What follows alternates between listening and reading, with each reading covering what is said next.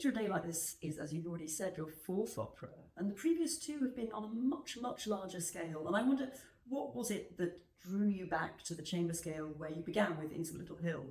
There's several things. Firstly, seemed pretty simple to Martin and me that to place the opera where Written on Skin was premiered would be a mistake. It would really be a mistake to try and repeat what happened 10 years ago. So that meant the Grand Théâtre de Provence, the main opera house in Aix, we couldn't use that. And then there's an outdoor venue which is full of charm, but I don't like the lack of resonance in an outdoor stage. And then there's a magical little theatre, the Jeu de Paume, which seats, it looks like it seats only 100 people, but in fact almost 500 could fit into it. But it's small, very intimate, a good, warm, sonorous sound from it. And the audience is incredibly near to the singers on the stage. So this felt a very different place from anything that we'd written for before. And so we went for that. So we couldn't use a large orchestra. The pit we worked out with the whole 21, 22 people, and that was it. And no piano, and no big percussion instruments. It will be cramped already with 21, 22 people. But I also felt, having written nothing but orchestral scores between something like 2008 and 2021, I'd only written for various sizes of real orchestras, but I love writing for large ensemble, and I felt that would be a resource I would be so happy to return to write for. And there's something else at the back of something else at the back of both of our minds as well, which is that our first operatic venture was for 2 voices and 16 players. And that work, Into the Little Hill, lasts about 40 minutes. And somewhere below the surface, from years and years after, there was the thought that we might produce a companion piece for it, that would, as it were, share the second half of the much longer E-form. And so that was, we didn't state it at all, kept it entirely to ourselves prior and during the first performances. But that was in the back of our minds as well. And one day I'd very much like to see both pieces together on stage. And there will be concert performances to come both together. But to see productions where both are featured. The orchestras, the ensembles for 2 are very compatible. You simply take the ensemble for Into the Little Hill and add 5 or 6 other players. Yeah. Am I right in thinking you always write particular voices? Yes, I have now written 4 operas with something like 20, 22 roles. And the singers always come to me way before the piece is finished, usually before I start, if that's possible. And they come here, I ask them about themselves, I get to know their characters a bit, I ask them above all about their voices. We make music together, I accompany them on the piano in Lieder and operatic extracts. Martin often joins me. And I get to know who I'm writing for, and above all the sound and the limitations and the extraordinary talents of the singers that we work with. And it means that I can shape the roles really very precisely along the type and the character and the sound of their voices.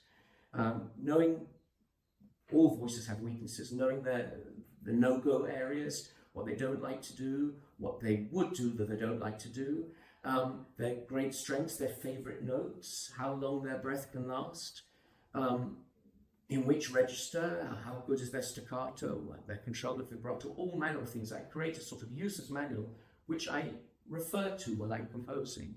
And I actually think of each character as a pathway throughout the whole work. And I'm very much aware of, even when they're absent for several scenes, I'm very much aware of how their voices chart their trajectory through the whole score. There's one other slightly selfish thing, which is too much freedom for a composer is terrible. And knowing the limits and the precise tessitura which I can work in, and other capacities or incapacities in the voices, very much focuses me and helps me to shape their minds. And the Mahler Chamber Orchestra as well, you're very familiar with them. You've worked with them over a very long period. Presumably, is that part of the same kind of set of musical restrictions, but also you know what you're working with? Very important, very, very important. Now that we've been collaborating for over 15 years, they are simply extraordinary group of musicians. I have untold affection for them, and I can't resist the way they play. They both have extraordinary finesse and delicacy in articulation and tuning, but they also have tremendous vigor and force as well. And I love their attitude together as well. So, and their sound very much influences me. Also, the people who directed the initial production and designed it, Daniel Janto and Mary Christina Soma, they were also extremely important and deeply involved with Martin and me on the way to creating the final production. And what they did was so loyal to the way the piece moved and felt and looked as well. So to create a piece like this for Martin and me, it's an enormous amount of collaboration is involved, much more than I would ever have believed possible for me when I was a younger composer. And it's actually something which the process is something I hugely enjoy. The composition, the most essential thing for me, is done in intense isolation, complete isolation over years sometimes. But at the same time, particularly when we get, like in the last few months, 6 months to the nearer to the premiere, then the collaboration just accelerates, and that process is something I adore. What are you looking for in your singers? The first step is the tone, the sound quality of the voice. For reasons a little complicated to explain, but for the way I write music and the type of harmonic palette that I employ, it's very, very important that vibrato is limited. So that's the first thing.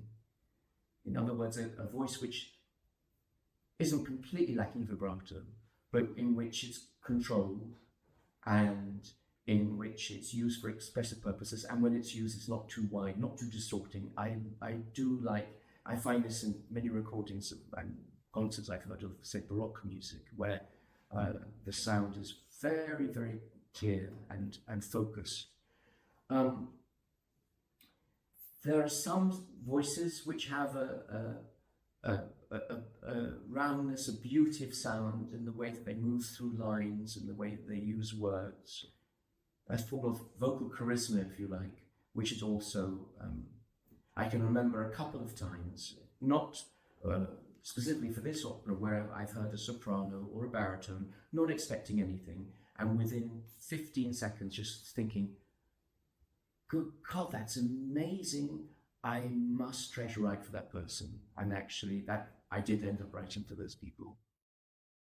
Vocal charisma does seem almost a byword for the singers you've ended up with for Picture a Day Like This. Yes. So, Anna Prohaska is a singer who both Martin and I heard 15 years ago.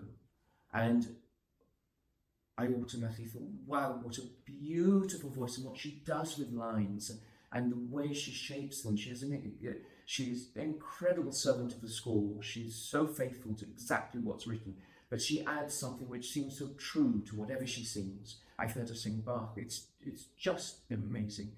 So we kept on trying to meet, and it never happened. And then we met during, I think there was a brief moment in the summer of 2020 when, in the middle of COVID, I was able to get to Berlin and do a concert, and she came to, we were taken out to dinner afterwards, and we clicked. So that was an absolute foregone conclusion before she came to sing to me, that she would play a role. I don't even know. No, we knew what the opera was about then, but we knew very little about it. I'll give you another example. In this piece, we needed a baritone. There's only one low male voice. There's a countertenor, but there's only one baritone. And Julien Benhamou, who is the director of artistic planning under Pierre Audi at the Aix Festival, I didn't know him beforehand, but I was introduced to him, and he was the person who was going to steer me and find the singers and look after the casting. And he's got an uncanny ability to find voices that I like. It's just extraordinary. I think he understands maybe even better than I do my taste in singers, and he's incredibly knowledgeable about voices. So when we were thinking about finding a baritone, it would have to be a new baritone. With one exception, I like to write for new voices with each work, with each operatic work. I like the challenge and the excitement of discovering and, in a way, exploiting a new vocal animal, and not going back to where the wonderful singers I've written to, but wonderful sensation singers I've written for before. And he sent me 4 or 5 clips of baritones. And the first one was this young American I'd never heard of, John Brancy. And I knew in 10 seconds that voice has qualities that I already know I like, and other qualities which I haven't heard before. Little did I know the type of thing that he was able to do, and I was able to exploit in my writing for the poor baritone. But that came later. I knew, and I since that first 10 seconds of watching that video, I never doubted. So I must stress that all the cast for this opera, I felt were and are extraordinary. And it was a joy to get to know their voices and to write for them. The encounter with Brancy, John Brancy, was particularly strange because he came to sing for me, and we played through a wide variety of repertoire, and I found the voice marvellous, absolutely marvellous, ideal for what I wanted to do. But strangely, at the end of the first day, after 3 or 4 hours, pretty draining session, he says at the door as I'm saying goodbye, "Could I come back tomorrow? I don't have to go back to America tomorrow evening. Could I come back in the morning?" And I normally say, "There's no need. I think I have what I need." But I thought, this is nice that he's so keen, and I shouldn't discourage that. And it intrigued me. So I said, "All right, come back at 9:30 in the morning." So he came back at 9:30, and I said, as he comes in, "Do you want to warm up? And I'll leave you in peace for 15, 20 minutes. "Yes," he says. So I go upstairs to deal with stuff, and he's making singing noises, which they all do. And then I hear something.